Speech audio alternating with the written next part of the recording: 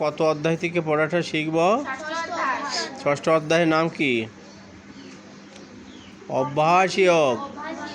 অভ্যাসযোগ। এখান থেকে আমরা কত নম্বর শ্লোক শিখব? 8 নম্বর শ্লোক। কে বলেছেন? শ্রী ভগবান। বলো, জ্ঞান বিজ্ঞান তৃপ্ত আত্মা, কুটস্থ বিজিত ইন্দ্রিয়, युक्त इति उच्यते योगी, समलष्ट्र अश्मकांचन, ज्ञान विज्ञान तृप्त आत्मा, कुटस्थ विजित इंद्रिय, युक्त इति उच्यते योगी,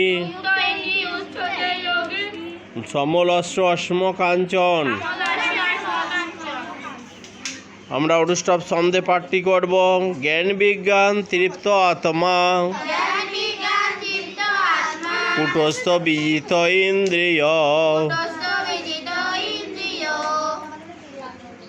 युक्त इति उच्यते योगी, लष्ट्र समलष्ट्र अश्मकांचन, ज्ञान विज्ञान तृप्त आत्मा, कुटस्थ विजित इंद्रिय, युक्त इति उच्यते योगी, समलष्ट्र अश्मकांचन।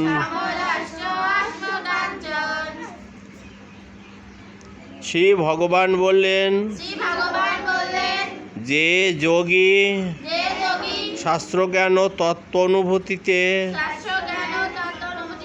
परितृप्त, যিনি শীত উষ্ণ আদি দ্বন্দ্বে নির্বিকার, জিতেন্দ্রিয় এবং যিনি মাটি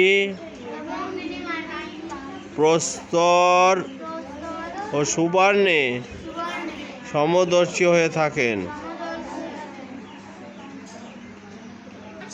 আমি এখন ষষ্ঠ অধ্যায় অভ্যাসযোগ থেকে 8 নম্বর শ্লোকটি পাঠ করব। শ্রী ভগবান উবাচ,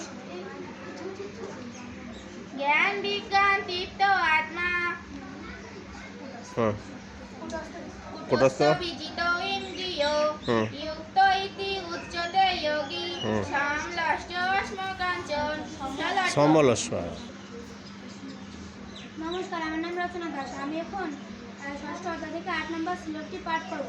শ্রী ভগবান উবাচ, জ্ঞান বিজ্ঞান তৃপ্ত আত্মা, কুটস্থ বিজিত ইন্দ্রিয়, युक्त इति उच्यते योगी, समलष्ट्र अश्मकांचन।